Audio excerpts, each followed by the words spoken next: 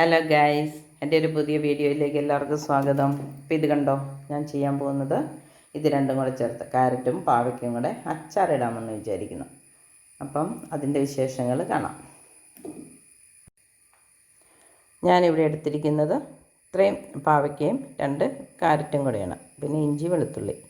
ഇനി നമുക്ക് ആവശ്യത്തിന് കാന്താരിയും ഒരല്പം മഞ്ഞൾപ്പൊടിയും കൂടെ ചേർക്കാം. ഞാൻ ഈ പറഞ്ഞ സാധനങ്ങളൊക്കെ അരിഞ്ഞ് റെഡിയാക്കിയിട്ടുണ്ട്. ഇത് പാവയ്ക്ക ഉപ്പ് പൊടി തിരുമ്മി വെച്ചിരിക്കുന്നതാണ്. ഇത് ക്യാരറ്റ്, അതും ഉപ്പ് പൊടി തിരുമ്മി വെച്ചിരിക്കുന്നതാണ്.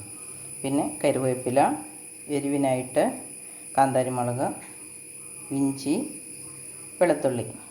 ഇത് കടുക് വറുത്ത് പൊടിച്ചതാണ്. ഒത്തിരി ഇല്ല, പയ്യെ ചൂടാക്കി പൊടിച്ചതാണ്. നമുക്ക് ചട്ടി അടുപ്പത്ത് വെച്ചു.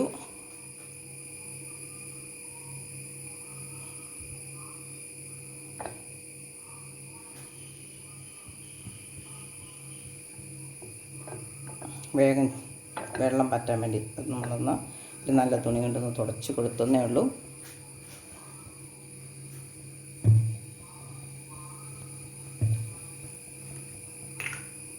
ചട്ടി ചൂടായിട്ടുണ്ട്. അപ്പം നമുക്ക് നല്ലെണ്ണ ഒഴിക്കാം.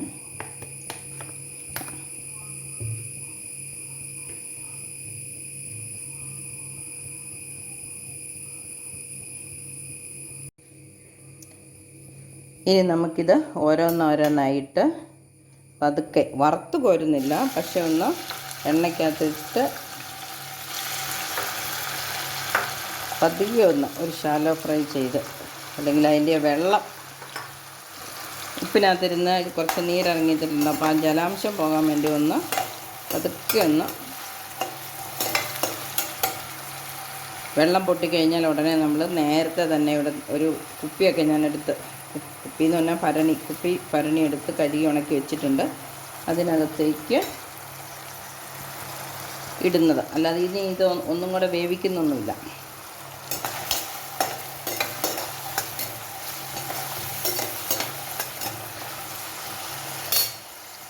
അതിൻ്റെ വെള്ളത്തിൻ്റെ പൊട്ടൽ കുറച്ചൊക്കെ ഒന്ന് നിന്നിട്ടുണ്ട്.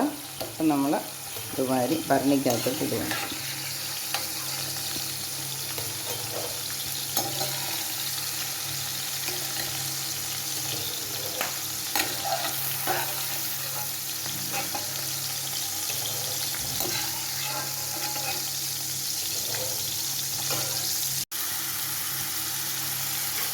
അതുപോലെ തന്നെ ക്യാരറ്റും ജസ്റ്റ് എണ്ണയ്ക്കകത്തിട്ടൊന്ന് ഇളക്കി കോരി ആ ജലാംശം ഒന്ന് പൊട്ടി തീരുമ്പോഴത്തേനും നമ്മൾ കോരിയെടുത്ത് ഭരണിക്കകത്തിട്ട് ഇടുവാണ്.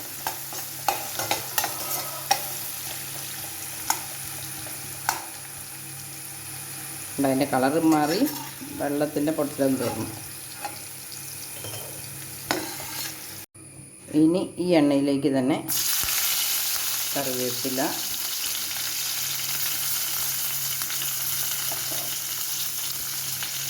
ഇഞ്ചി,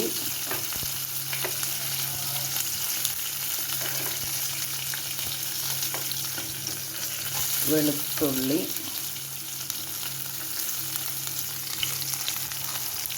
ഇവ ചേർത്ത്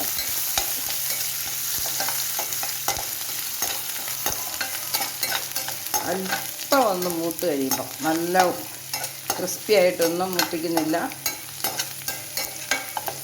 കാരണം ഇത് വിനാഗിരിക്കകത്ത് ഉപ്പിനകത്തും അല്ലേ കിടക്കണേ, അപ്പോൾ കേടായി പോകുകയില്ല. കൂടുതൽ നേരം വറുത്ത് ഗുണം നഷ്ടപ്പെടുത്തുന്നുമില്ല. ഇനി നമ്മൾ ഇതിനകത്തേക്ക് ഇട്ട് കൊടുക്കുന്നത് കാന്താരി മുളകാണ്. ആ കാന്താരിയുടെ ചുവട് ജസ്റ്റ് ഒന്ന് കീറിയിട്ടുണ്ട്, എണ്ണയ്ക്കകത്ത് കിടക്കുമ്പോൾ പൊട്ടിത്തെറിക്കാതിരിക്കാൻ വേണ്ടി. ഓരോന്നിൻ്റെയും ഞെട്ടും പറിച്ച് ചുവട് കീറി കാന്താരി ഉപ്പൊന്നും ചേർക്കാത്ത കാന്താരിയാണ്. കാന്താരി ജസ്റ്റ് ഇട്ടിട്ടുണ്ട്. അതിനി ഉപ്പിനകത്തും വിനാഗിരിക്കകത്തും കിടന്ന് പാവയ്ക്കായിലേക്കും ക്യാരറ്റിലേക്കും ഇതിൻ്റെ എരിവും പിടിച്ചോളും.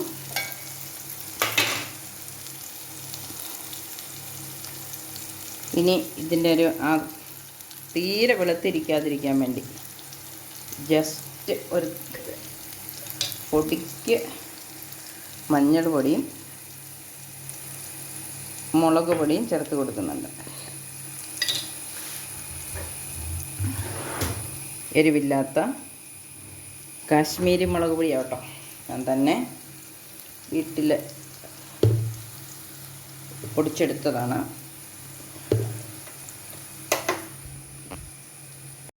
ഇനി നമുക്ക് വിനാഗിരി ചേർത്ത് കൊടുക്കാം.